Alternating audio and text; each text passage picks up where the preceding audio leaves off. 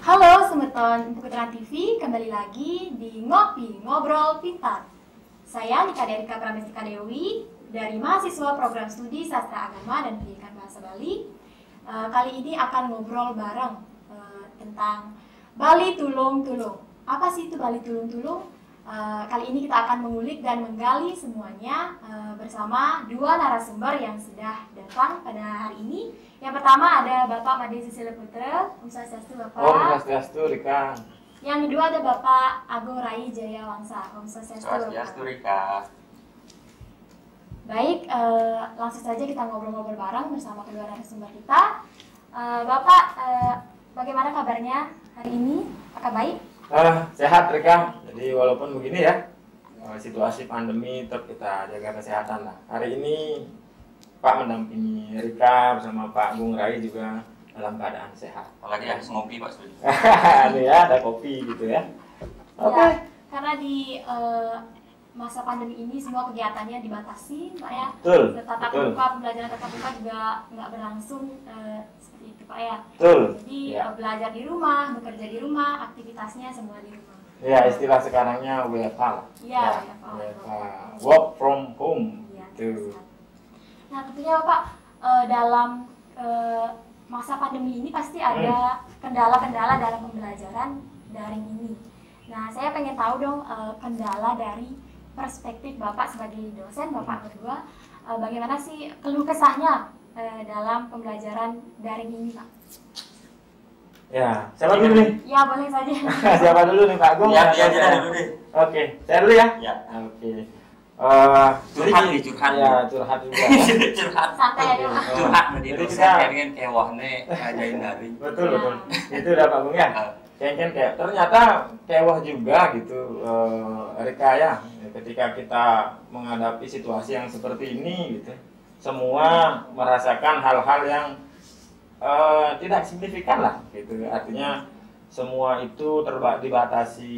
Jadi itu berimbas gitu kepada ekonomi lah, kemudian kepada sosial lah, termasuk kepada dunia kita di dunia pendidikan gitu. Misalnya kalau misalnya Pak ingin curhat gitu, memang dalam proses pembelajaran salah satunya tentu akan juga terhambat dengan kondisi hari ini yang orang jadi orang itu gitu ya. Dah mungkin 1 tahun sibuk ini kan gitu ya. Jadi kita iseng istilahnya gitu, kita iseng untuk ketemu, untuk ngobrol seperti ini kan. Mencari jani begitu misalnya ngobrol cari ini harus misi tutup begini kan, kayaknya segala sesuatunya terbatasi gitu. Nah, dunia pendidikan gitu masih. Jadi dengan WFH hari ini mahasiswa dan dosen harus pembelajarannya melalui online gitu. Ini saya rasa terhambat prosesnya karena ada ketidakefektifan lah sedikit gitu. Apalagi dengan kondisi yang sekarang, yen Pak gitu misalnya apa istilahnya menggambarkan kadang kemudian siap kita melaksanakan proses pembelajaran daring ini gitu. Karena apa sinyal belum kuat kita kan sebaran mahasiswa masih dari misal contoh Rika yang mungkin ada agak sedikit di pelosok gitu kan. Jadi terhambat sinyal gitu. Kemudian kita melakukan pembelajaran daring, tentu apa istilahnya ya, proses pembelajaran itu menjadi tidak maksimal. Gitu. Nah, hal-hal ini menjadi satu kendala lah kita. Dan akhirnya itu mempengaruhi juga sedikit kualitas dari pembelajaran kita. Gitu. Nah, segitu Pak Agung ya. Itu kira-kira. Kadang-kadang virus ini bukan bikin sakit, cuma sakit apa ya, demam gitu. Kita semua sakit mulai dari orang tua, Betul. siswa, guru. Kita semua sakit sebenarnya. Dalam arti tanda kutip ya, sakitnya itu kita nggak bisa ketemu. Habis itu ngajarnya ini kita semacam dipaksa. Mau tidak mau ke depan mungkin akan begini kan, menggunakan teknologi. Sekarang kita dipaksa dengan virus ini untuk menggunakan teknologi. Mau tidak mau kita harus menggunakan ini untuk beradaptasi menggunakan pembelajaran daring. Jadi terlepas dari positif dan negatif pembelajarannya ya. Ya, jadi itu mungkin ini kan nanti akan menjadi habit lah istilahnya Ya, gitu ya. ya. Jadi, ya kebiasaan baru gitu. Nah, Cuman sekarang masalahnya atau istilahnya antisipasinya bagaimana semua stakeholder baik pemerintah itu menyiapkan agar proses ini berjalan dengan baik, kan begitu saja ya. Anggaplah ada juga segi positif dan negatifnya lah Rika gitu. Jadi dengan proses yang seperti ini kita dipaksa untuk lebih ke arah teknologi pembelajaran itu gitu ya, sehingga ke depan menjadi sebuah kebiasaan gitu. Jadi nanti akan mungkin dipadukan antara pembelajaran tatap muka luring itu dengan daring kan gitu ya. Kadang ada waktunya kapan kita luring, kapan kita daring gitu ya. Saya rasa sih begitu ya Pak Rasa untuk hal-hal yang seperti ini. Iya, karena di samping itu saya sebagai mahasiswa juga merasakan gitu ya. sama. Gimana rasanya? Dari sangatlah curhat lah. Iya, curhat. Curhat antara dosennya dengan mahasiswa. Dari segi ini pasti beda. Peralatan pembelajaran juga kita lebih banyak jadinya, kayak laptop itu harus terhubung dengan jaringan internet, HP juga harus canggih kan sekarang. HP harus canggih ya, jadi. karena aplikasi-aplikasi penunjang pembelajarannya banyak juga. Google Iya. Classroom, Zoom mungkin kayak gitu. Iya. Di samping itu kuota internet juga pasti banyak. Jadi ada kan, ya. pengaruhnya juga. Seperti Ya. yang Bapak bilang tadi juga jaringan atau sinyal susah dicari. Susah. Ya kadang-kadang mahasiswa Iya. juga, Pak, di rumah saya nggak ada jaringan Pak, nggak bisa video call, nggak bisa pakai Zoom. Nggak usah pakai Zoom, betul ya. Karena Kita misalnya- juga harus memikirkan itu kan. Iya. Misalnya kalau pulang kampung gitu di sana ada sinyal nggak Iya. bagus jadinya pelajarannya juga kurang gini jadinya. Iya, oke. Nah, itulah maksud Pak, sehingga bahwa kalau misalnya kita ingin betul-betul siap untuk melaksanakan proses pembelajaran daring ini, berarti dari segala sesuatunya juga harus bagus kan gitu Pak Bung ya. Jadi perangkat, kemudian bagaimana pemerintah menyiapkan akses yang begitu besar berkaitan dengan internet itu. Jadi anggaplah kita contoh Johang Bede gitu ya, Pak Bung Singapura, memang di setiap public area itu mereka memiliki itu. Sehingga kapanpun mereka mau mengakses itu bisa gitu loh. Tapi kalau misalnya kita di Indonesia hari ini ya sampai itu mungkin belum gitu ya. Karena mungkin belum karena teritorial juga mempengaruhi kita di Singaraja berbukit lah gitu ya. Saya rasa Pak Rasa berdua gitu ya pendapatnya tentang pandemi ini. Jadi memang semua aspek Kita masih belajar ya. Iya. Belajar nanti ke depannya kok sedikit demi sedikit mungkin kita akan terbiasa dengan itu. Betul. Iya. Karena saya juga pengalaman di rumah juga adik-adiknya, ponakan-ponakannya juga baru dia SD itu kan belum paham dia cara teknologinya kayak gimana, jadinya susah jadinya mengajari kayak gitu Pak. Jadi dari awal jadinya kita juga mengajari mendampingi juga mereka. Iya. Biar pembelajaran tetap Berlangsung. Ya betul itu Rika ya. Jadi hari ini kita juga merasa ada fenomena-fenomena baru berkaitan dengan adanya pandemi ini ya Pak Bung ya. Jadi anggaplah di jenjang kita ya, di mahasiswa kemudian di perguruan tinggi sudah mengalami kendala-kendala yang seperti ini. Kadang mahasiswa juga sulit mengakses atau bahkan dalam tanda kutip ada beberapa mahasiswa Pak Bung yang mungkin tidak bisa memanfaatkan teknologi ini dengan baik kan begitu ya. Ada juga kadang mahasiswa yang bagaimana menggunakan Zoom itu masih belum bagus, kemudian menggunakan Google Classroom juga belum bagus gitu ya. Di tataran perguruan tinggi masih ada kendala-kendala seperti itu, apalagi nanti di tataran yang lebih bawah SD, SMP, ya, SMA SD ya. Jadi karena semuanya menggunakan ini untuk pembelajaran WFH itu kan gitu ya. Jadi pasti ada kendala-kendala itu kan gitu ya, Rika. Jadi semua aspek juga harus belajar karena orang tua juga sebagai pendamping anaknya juga harus mengerti teknologi juga. Ya betul Pak Bung gitu dah ya. Jadi semuanya semuanya belajar ya, dipaksa untuk belajar dengan proses keadaan yang seperti ini gitu. Jadi terutama yang di SD ya, yang di SD. Jadi ketika anak misalnya itu belajar ada kesulitan yang mereka dapatkan, terpaksa mereka harus meminta bantuan yang terdekat ya orang tua. Jadi orang tua juga harus ikut ya, membelajarkan diri dengan situasi seperti ini kan gitu ya. Nah, tidak menutup kemungkinan juga ketika kita di proses pembelajaran bahasa Bali yang kita hari ini Rika dan saya berada di satu payung gitu, program studi sastra agama dan pendidikan bahasa Bali kan itu Pak Agung ya. Jadi proses-proses ini memang harus kita lalui gitu kan. Nah, kemudian fenomena-fenomena juga yang ada di masyarakat tentang berkaitan dengan bahasa Bali ini banyak sekali kira-kira Pak Bung ya. Iya, ini terutama mungkin kita sebagai pengajar, mungkin sebagai mahasiswa juga sering mengalami seperti itu. Gimana kita sering mendapat pertanyaan-pertanyaan kan Pak? Betul, Kan? betul. Pertanyaan Betul. dari orang tua, dikirimin soal apa maksudnya kan gitu. Tentang bahasa Bali. Nah mungkin ini maksudnya Bali dulung-dulung Ya, kan? ini. Kalau orang Bali, Hmm. tetapi dia nggak ngerti bahasa Bali.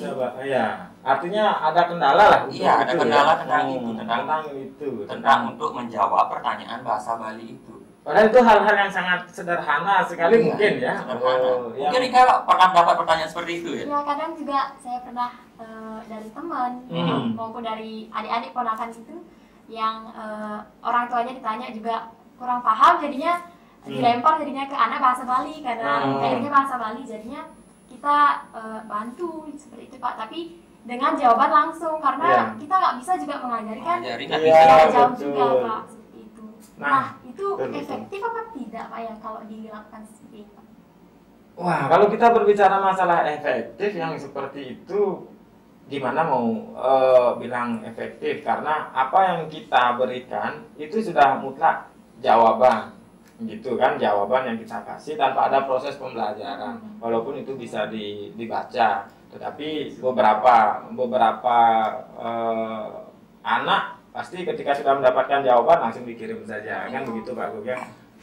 Nah, hal-hal ini yang menurut Pak memang terjadi sekarang gitu ya. Dan juga perlu disadari juga Pak Susilo bahwa kemampuan berbahasa Bali anak sekarang sudah berbeda dengan masa kita loh Pak Susilo. Betul ya, betul. Ya. Saya Sudah meyakini sangat juga berbeda. itu. Pak Padahal Gugeng. pertanyaan seperti itu misalnya pertanyaan semacam, padahal lumrah sekali pertanyaannya. Panak kambing Jarang. dan Gitu ya. seperti itu hari ini tidak bisa dijawab, padahal semasa kita Iya, kita wajib Kecil. mengetahui itu kan. semasa kita kecil hal itu sangat gampang Sangat dijawab. gampang, betul. Lantas apa sih sebenarnya yang menyebabkan bahasa Bali hari ini menjadi sulit? Menjadi tidak lumrah gitu Iya, ya, tidak familiar. Jadi gitu. tidak familiar, Tidak familiar menjadi bahasa Bali sekarang. Dan mungkin ada juga istilah mobuye ya, Pak Bung ya. Saya rasa ada kejadian seperti itu, tapi tidak semua sih. Kita tidak bisa mengeneralisasi istilahnya. Ada sih anggapan-anggapan bahwa mengatakan tunggu dia zaman jadi nunggu melajain aku madan panak mengong, itu. aku madan panak sampi gitu ya. Iya. Tuh angon bener belajarin gitu, bumi buaya, bu hitungan teknologi, hitungan kini gitu loh. Jadi hal-hal yang seperti itu. Saya pernah Itu membuat- saya pernah ngajar gini Pak Susilo. Dulu waktu saya ngajar di SMP, Hmm. saya memberikan pertanyaan begini. Mungkin teman-teman di sini juga bisa ikut menjawab ya. Saya berikan pertanyaan begini. Iya. Pertanyaan template ini sebenarnya. Semengan ibape lakar luas ke, jawabannya apa? Jawabannya apa? Ke Ume. Ke ume, ke Ke cari. cari. Iya. Mujang, kenapa bahasa Bali itu selalu diidentikan dengan kegiatan agraris? Dan siswa-siswa saya itu, siswa SMP waktu itu, saya tanyakan begitu, semuanya menjawab ibape, semengan, lakar megai ke cari. Saya tanya satu-satu nih, siswanya, Betul. Bapak di megai, polisi. Terus tadi bisa ke cari. Di megai, pegawai bank. Betul. Ini gimana ceritanya bisa kerja? Bapaknya ini yang pertanyaan bahasa Bali bisa megai ke cari. Kita bermindset bahasa Bali itu adalah bahasa agraris, bahasa pertanian. Pertanian, betul. Maka pertanyaan-pertanyaan seperti Pak Susilo tadi bilang, kamu jangan rajin soal beburon. Gitu ya. Dan juga saya pernah kejadian begini juga. Ada yang bertanya seperti itu juga. Bahkan anak gajah dan ini sempat viral di FB. Betul. Anak gajah madan. Ada juga yang ngirim gitu ke saya. Di foto Betul. soal bukunya dikirim, di foto seret. Kok malah dijadikan lelucon baru gitu. Nah, itu ya kan.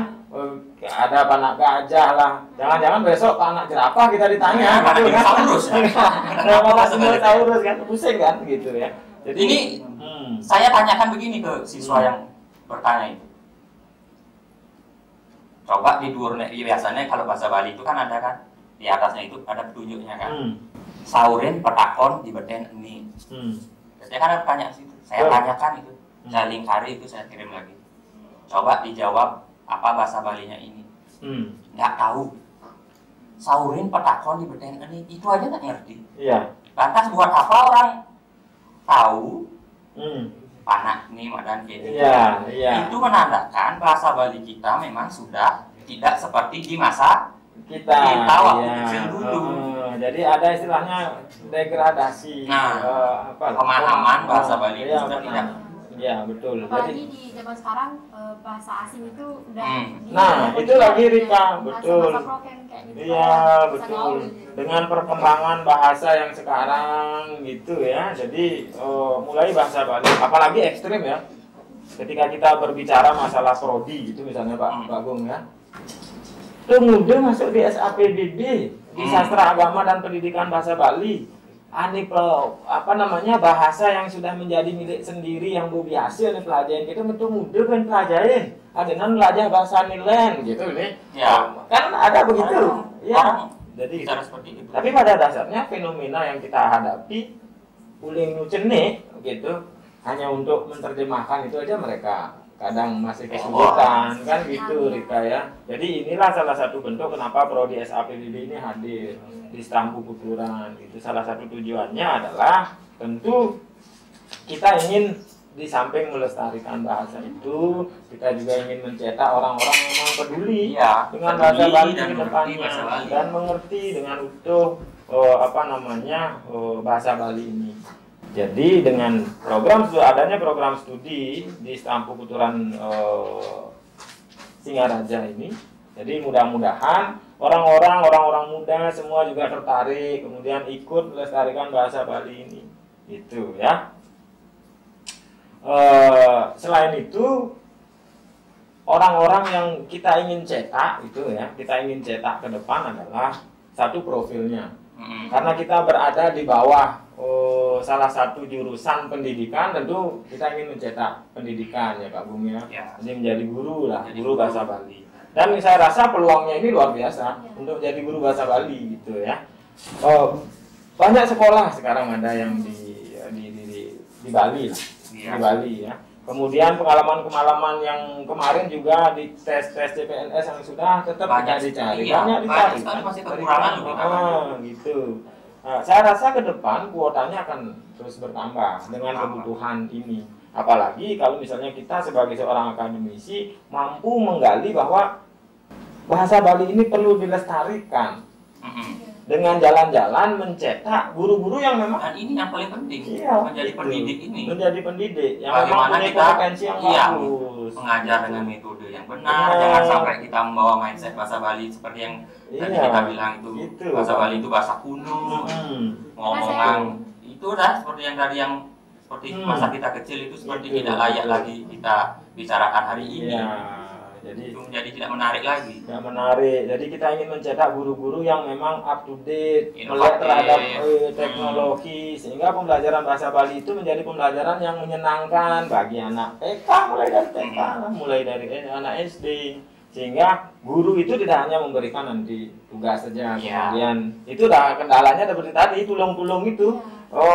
Ketika siswa diberikan tugas tidak mengerti, jangankan untuk tahu jawabannya gitu, dia pertanyaan aja sudah tidak tahu Pak. Itulah. Nah sehingga akhirnya orang terdekat dimintai bantuan ya orang tua akhirnya karena juga tidak mengerti, akhirnya minta bantuan kepada orang lain. Nah ini masih ya, gitu. Bukan kita tidak mau menolong, tetapi kan ada satu tanda petik bahwa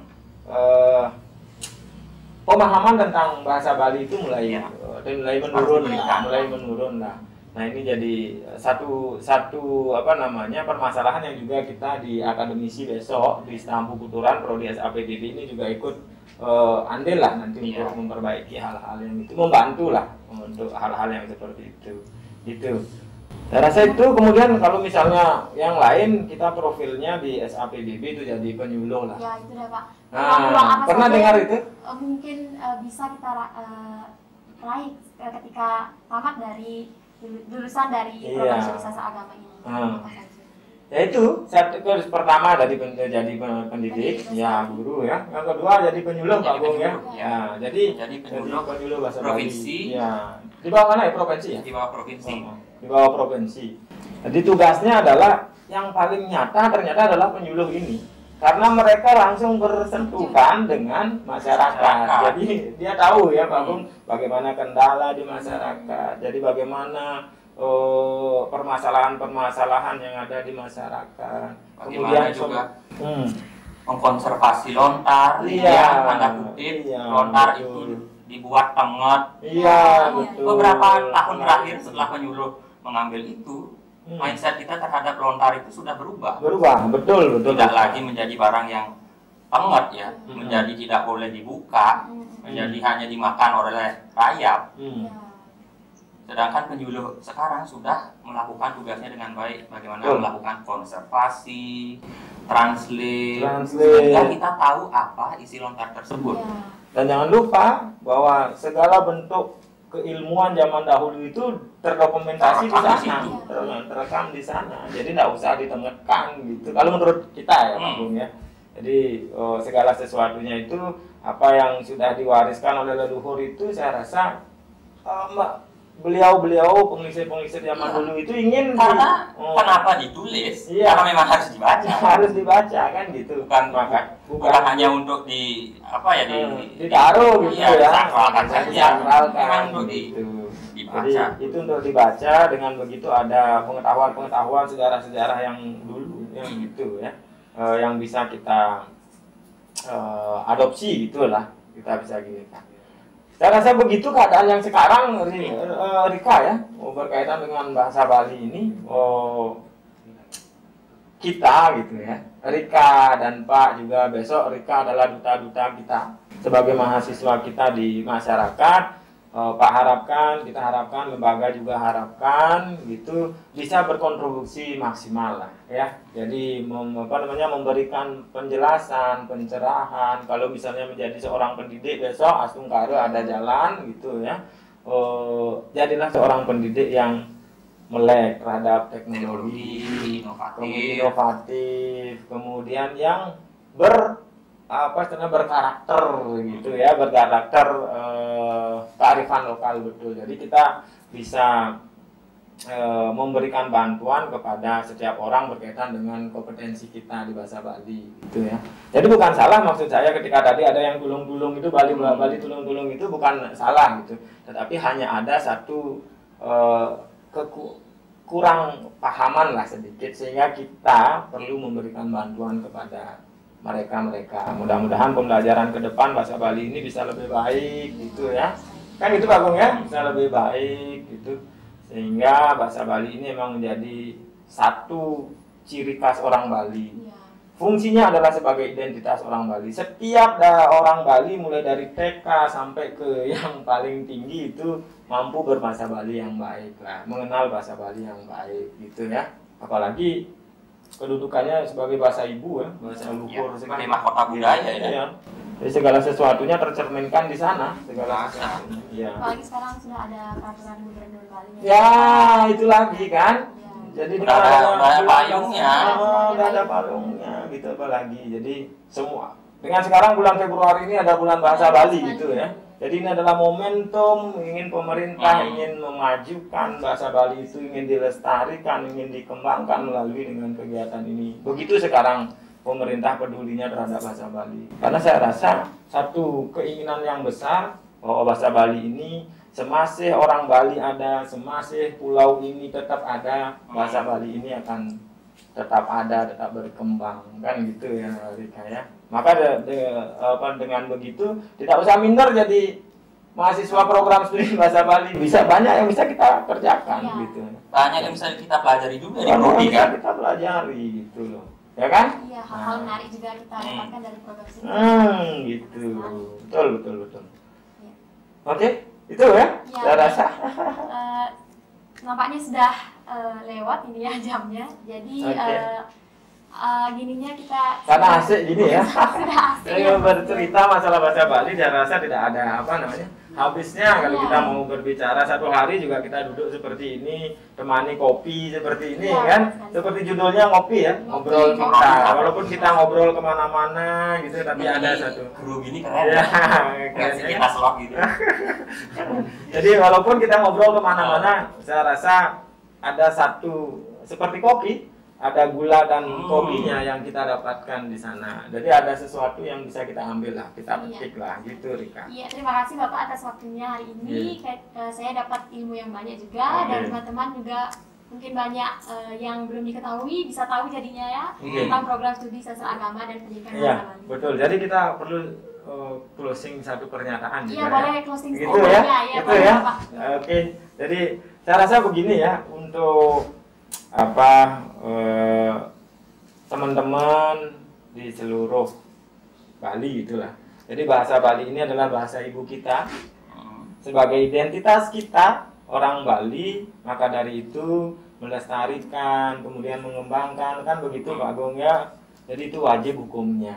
Maka dari itu mudah-mudahan pembelajaran ke depan tentang bahasa Bali ini bisa kita kemas lebih baik lagi, lebih menarik lagi, kemudian anak-anak kita di bawah juga semakin peduli terhadap keberadaan bahasa ibu kita Pak Agung ya. Saya rasa begitu, dan salah satunya yang paling utama adalah kita di program studi sastra agama dan pendidikan bahasa Bali punya tanggung jawab moral untuk membantu. Ya. Iya, untuk membantu itu. Saya rasa itu. Betul, Rika. Bapak. Ya, silakan Pak. Dan bagaimana kita dan juga Rika sebagai mahasiswa nanti untuk membawa tanggung jawab itu di masyarakat. Betul. Dan untuk teman-teman yang ingin belajar bahasa Bali bisa langsung Ke staf buku turan ke saja staf buku turan bersama saja. kita ya. Ya. Bersama kita. Gitu Rika ya. Jadi Rika jadi duta agen kita Iya. besok di masyarakat. Tetap semangat gitu ya. Sekali lagi terima kasih. Bahasa Bali keren loh, ingat itu. Ya, bahasa Bali Ya, keren. benar sekali. Baik, itu tadi obrolan pintar atau ngopi kita bareng program studi sastra agama dan pendidikan bahasa Bali. Dan tentunya jangan lupa nonton ngopi lagi di episode-episode berikutnya, karena bakal banyak sekali ilmu-ilmu dan juga informasi-informasi yang kita bisa dapatkan. Oke, jadi stay tune terus di Empu Putaran TV. Jangan lupa like, subscribe, dan komen channel ini agar kita bisa mendapatkan selalu informasi dari staf Putaran Singaraja. Baik, akhir kata saya ucapkan terima kasih dan sampai jumpa. Sampai jumpa. Salam ngopi. Salam ngopi, seruput kopinya ya.